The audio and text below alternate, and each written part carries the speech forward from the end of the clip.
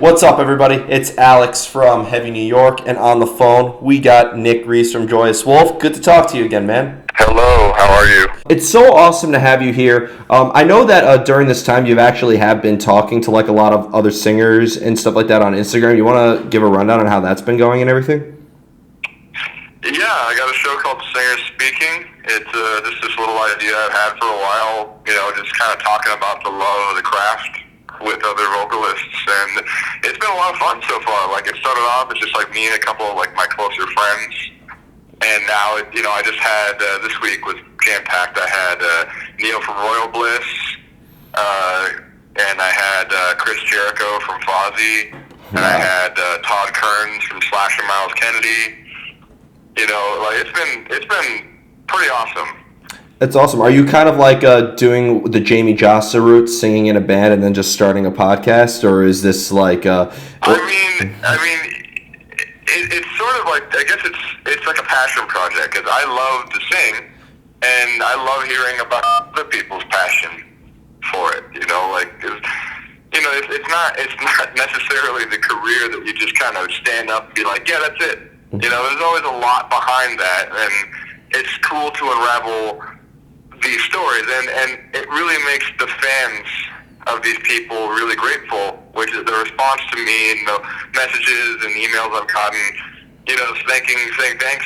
Like, no one ever asks these questions, and that's my whole thing. Is like, I want to talk about things that interviewers never ask, because I've been through all of these interviews, etc. Like, like there's a lot of good interviews you can get too, but a lot of times it's like the rapid fire, like, what's the band name mean? What's your music about?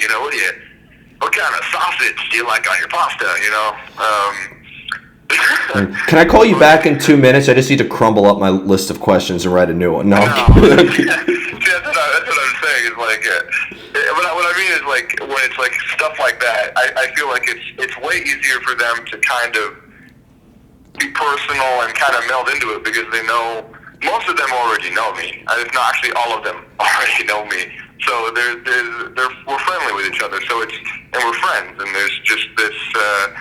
They just feel relaxed. It's almost like you're watching a FaceTime call somehow. Like, you accidentally got onto this thing and you're watching this conversation happen on accident. And I really like that aspect of it. It's been really great. Like, this week I brought in like more viewers than I ever thought I ever would. So it was great.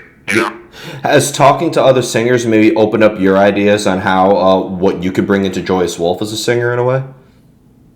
I don't think so. I think more it's like you just kind of realize that everyone's working the same way, just differently. Everyone's got the same, guys that you'd never expect to have, like, that guy doesn't feel like this. Like, he doesn't have an insecurity about something like this.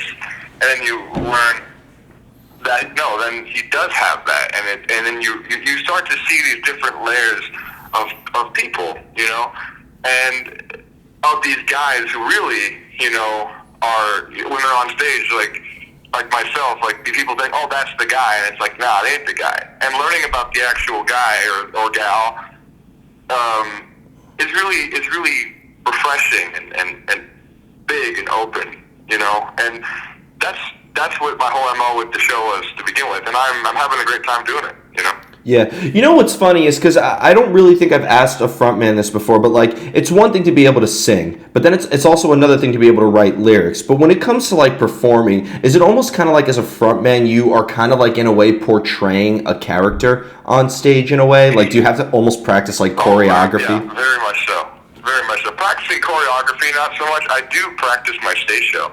Like, I think I definitely do that. I definitely get on stage and turn into a maniac, because I don't know, that's just the mode that I've gone into ever since I was a kid playing in punk rock bands, That's just kind of where you go, like, you just want it to be loud and you want it to be sort of obnoxious, and that's just what a little kid in me kind of comes out, because I'm like, I get to do whatever I want. This is my freedom. And I remember with my dad, when I was really young, when I would ask him for advice. My dad sang in bands back in the day, and he's just like, you're Clark Kent. When you're on stage, you're Superman, That's a really good analogy. And that's kind of how I've taken it. I'm like, like, all the things on stage are how I wish I could be in real life, which is boisterous and loud and again, borderline obnoxious, all the things I wish that I could be, I get to be in that moment. So yeah, it's very much a character. Yeah. It's like there's Nicholas Ruiz, and then there's Nick Reese. Well, do you in a way, this might be a very silly question, but like, do you have to almost kind of like practice like what you would say in between songs, or like how you would interact with the crowd as well? I think it was just a process. I don't think it was like something I thought about. I'd just try things. It'd always be like spur of the moment, and I'd try it. And if the crowd responded well, then I'm like, okay, mental note. Thankfully, a lot of the times people were videotaping the shows and stuff, so I could go back and research. I remember when we were on tour with Deep Purple, we live streamed the show every night. So I would go back and I would watch the live stream on our Instagram through like once or twice and be like, okay, that was cool, and not that I don't like that so much. That wasn't so good, but that was cool. And then you just kind of accumulate. You start building your show that way. And then I just kind of have all these things like muscle memory, It's almost like I can't sing certain notes if I don't do it in this fashion, So it's pretty cool. Yeah. Well, one thing that I find unique is when you're like recording, or when you're like in a vocal booth, or where you're songwriting with the rest of the band, like, is there maybe a similar energy that you portray into like recording as you do when you play on stage, or is playing live and just recording in the studio like a completely separate art altogether? I think they're two completely different things. In the studio, for me, at least for my role, it's about expression, emotionally. And live it is too, but I think live is more about illustrating the emotion as opposed to just expressing it. So I feel like it's two separate things. And now it's one thing to be able to sing and to be able to perform, but you also got to write lyrics. Like, I've heard so many like musicians, like drummers and bass players and guitar players, joke around saying, "Oh, he only has to hold a mic and he doesn't have to like play any note." I'm sure you as a singer have heard that at least once. They're right. Yeah, but you have to sing, and on top of that, it's because their gear is heavy. Yeah, right. All you have to carry is a mic. Don't envy. I'm like doing. I have two mics. Thank you very much. So I'm doing 1 pound dumbbells. Yeah, you got to curl the microphones like you're lifting weights. Exactly. I got two of them, and I'm just doing that in the meantime. When you 2,000, it's like doing it's a pretty good workout. Yeah. Well, but there's also writing lyrics involved. It's you have to perform, you have to sing, but then you also have to write lyrics. Has there ever been a time where you'll have like the best set of lyrics before even like a note is written down, and then like they always go like one syllable over or under the arrangement, and you have to scrap it or something like that? Never. I am an adapter.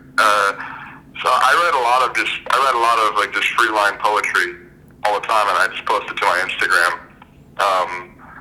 And hopefully one day I'd like to publish all of it, because I've probably written about 100 poems now, I think.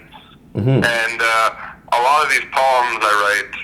Sometimes I'll just write them in books, like in my room, and sometimes I'll go through them. And if we have something, like when I'm writing with the guys, it starts off as like a bass melody. Like I just focus on making a melody, and the words don't matter, Sometimes there'll be like a syllable or something that sticks out, and I'm like, oh, I need to put something that sounds kind of like that. But most of the time, I'm just going,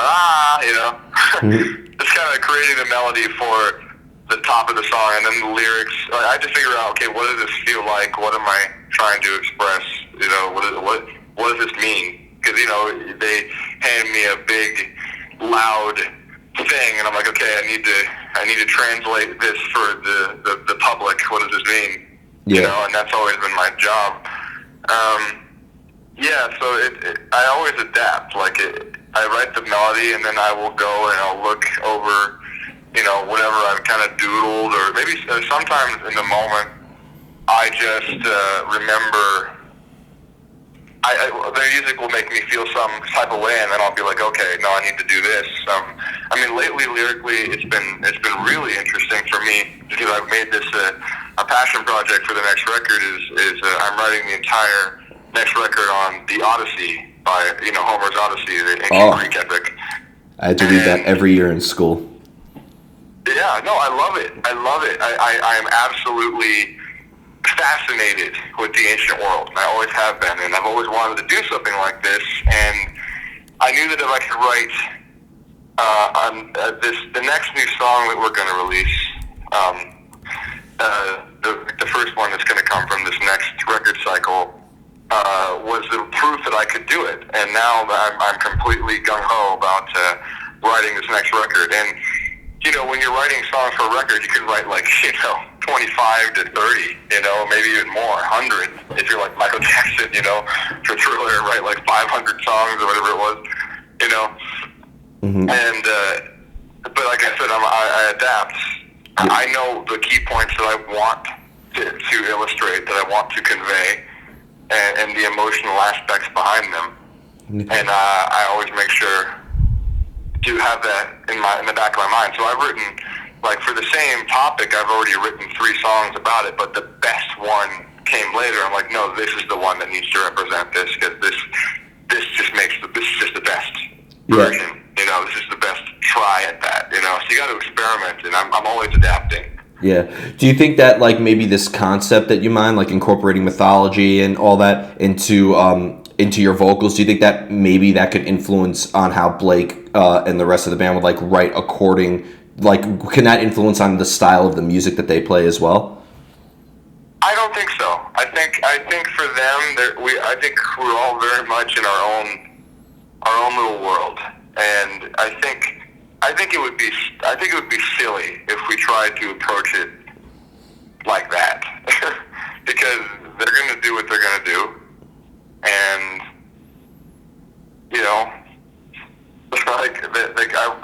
they have their freedom, and I want them to have their freedom. Mm-hmm. It's like to express themselves the way they want to. So I think it creates a very interesting palette of man, this doesn't sound like ancient Greece, but that's not necessarily the goal. Yeah. The story, for example, we're talking about lyrics, and talking about this, what I'm trying to do is, the things that I've always loved about that story, the things that they don't explore too much, is the emotional aspects. You have some emotional moments, but it's very old world, and, you don't think about it, like Odysseus had a son, and his son has never met his father. He was born, he was 1 year old, his dad goes to war for 10 years. After the war's over, he disappears for another 10 years, and then suddenly he shows up. What are the emotions that his son would actually feel in that situation? And that's what I'm writing about, is the emotional aspects of the story. Yeah. And so me thinking about it that way, and then my guys just, they're feeling whatever they feel, and I think it just creates a very broad, interesting portrait for the song, because you get a very different story and a very different sound, but somehow it all comes together and it sounds good. Yeah. Do you think that, obviously, because, you're looking, this is an essence of literature that you're taking inspiration from, but I'd imagine that there's also a lot of vestiges in your personal life, too, that's involved in the emotion as well, right? Yeah, I can't really mean anything if I don't know what that feeling is. I guess I can't mean it if I don't know it. Yeah. Or have some experience with it, so the idea of that is, again, I'm an emotional person. To anyone who knows me, that's no secret. And I just latch on to the plight of these characters. I like Odysseus' wife Penelope, who loses her husband and has to deal with all of this stuff. She has all these men coming at her every day, trying to marry her off, but she will not believe that her husband's really dead. Yeah. We know that from the story, but there's a lot of things that emotionally that we don't know going on with her. So I'm trying to illustrate that side. So it's like my abridged version of the story, a more modern retelling. One thing I'm really so I think it's fair to say, and you kind of in a way just answered this question, but like Place and Time, it's a phenomenal record. Had Enough, Said Too Much, Feel the Low are all amazing songs that I really enjoyed. But I think it's fair to say it is the debut album by you guys, so it almost isn't like just a representation of what the rest of Joyous Wolf is going to sound like, right? The first record was just the tip of the iceberg. I think very much so. I mean, I think that record, and looking on it now, as it's approaching its birthday. Actually, I think its birthday's passed. Actually, April 19th. No, wait. I think today is its birthday. Oh, it is, right? April 19th. Yeah. Yeah. Oh no, April 17th. Yeah, so 2 more days. Two more days. Yeah. But still, I mean, yeah, it's close enough. It is its birthday, I guess, coming up, and looking at it, I feel like that was just the last of our teens. That was the last of our teenage years. And I look at that, like, that's what I look at that as, like, we made it, we were all in our early 20s and still are, but, you know what I mean? Like, it was just, to me, it was like a love letter to teenage angst and teenage feelings, I think that's how I look at it. I think if you looked at it now, it's like the daily life of a teenager. You wake up, you hate where you live, you wanna live the way that you want to. You wanna love the way that you want to. You wanna, that it's really about that. Like that's my perspective, anyways. It's just a teenage rock record, like a love letter to my teenage self. So pretty much saying goodbye. Okay, that's a very interesting concept, and that's awesome. And I have 2 more questions for you, but you mentioned earlier that you come from like a background in punk rock, which I think is awesome. But like a lot of people, not the good kind. Not the good kind of punk rock. What kind of good? I was a pop punker. Yeah. My Chemical Romance fan. Come on, Mom, do it. It's very much. Like Sum 41, Blink 182. Yes, I was very much. I mean, I'm from Southern California, and that was the sound here. We invented it. Yeah. Well, that was my route, so no judgment here. That was my route, so no judgment on my part. Blink 182 self-titled record, The Black Parade. That's all my shit right there. Oh yeah, all that stuff. Yeah, I mean, again, 3 Cheers for Sweet Revenge, and All American Rejects, which I think is really ironic because those records are records that all my friends liked, and subsequently through osmosis I liked. Dirty I ended Little up working with the guy who made them, so it was interesting. Dirty Little Secret is my favorite, one of my favorite songs ever, and I probably just lost a lot of subscribers saying that, but so. It's a great song. I was gonna say, here's a fun little story. Sorry, I almost tripped in my own home. A great little side story is, so Howard Benson, the guy who did the EP, he worked on 3 Cheers for Revenge, and he worked on the self-titled All After Ajax record. And I actually I do a lot of vocal impressions. Like, I can impersonate people's voices really well. I like people's singing voices. And I can do Tyson, and I can do, oh my goodness, well, his name is escaping me right now. The singer from My Chem. Oh, Gerard Way. Gerard Way, thank you. I can do their voices, and I was in the vocal booth, and the guy Hatch, who was there, was in the room when they were tracked the vocals for those records, and I was doing my impressions, and he was cracking up because I had to do it because I'm in the room where they did it. So I was like, this is too good. I need to do this just to make Howard laugh, and it was pretty funny. Yeah, I went to the same college that Gerard Way went to. He's an alumni from my school, and there were people who were going to that school just because he went there. It was like my school was like Warped Tour 24/7. So that's so freaking weird. Yeah. So. But kind of like having that sort of route and taking inspiration from that, and it is good kind of punk, so no judgment. But how did that has to maybe influence what you do in Joyous Wolf, right? Because a lot of people are saying that you guys, are just a rock band, and that's no explanations. Which I feel like that's like from people who just listen like surface level. I mean, if you listen to our EP, I feel like you get a lot of different flavors. I mean, we started off as like an alternative, like an indie alternative band, which is really hard to see, but we were very much like, we very much were that. You know, we were very garage rock, and then we just kind of morphed into whatever it is like now. Like, I mean, I don't think we've done enough to have like a signature sound. You know, I always think of it like, man, you know, you listen to like U2's first record, it doesn't sound like U2 now, or the U2 that would become, or would be the, you know, the monster that they would become. You know, like it. So I look at that first record, I'm like, that was just us, you know, doing it for the first time, and I feel like the second, like the actual album that we're going to do is going to be a lot more who we are now. You know, it's not. I think if anything, it's like this is going to be the point of like, okay, this is who we are and this is where we're going, as opposed to a letter to the past. Yeah. Okay.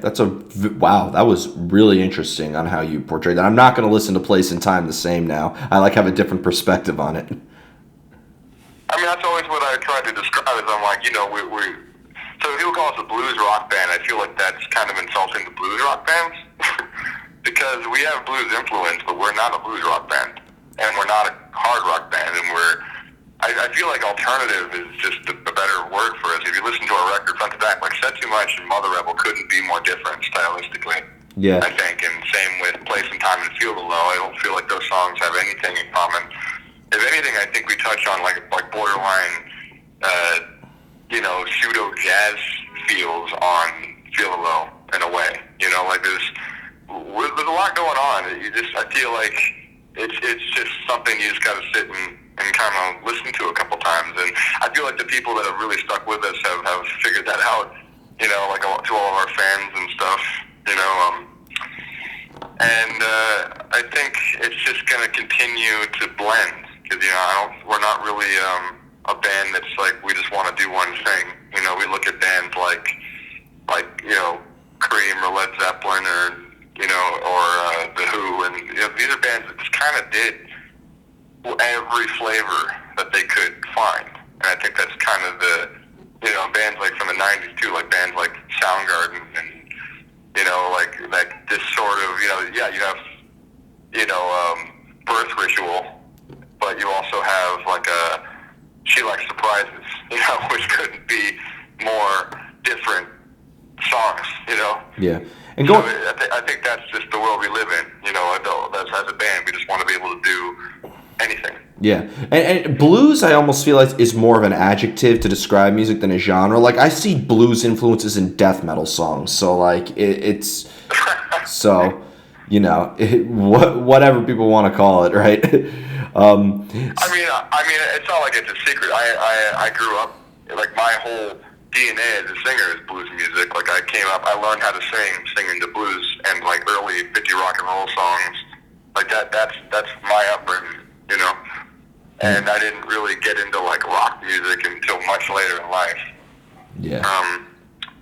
But so it's not so much I'm saying like, it's all like we don't have blues influence, but I don't think we're a blues rock band. We're not a blues rock band like the Black Keys or a blues rock band. You know, we have bluesy tinges.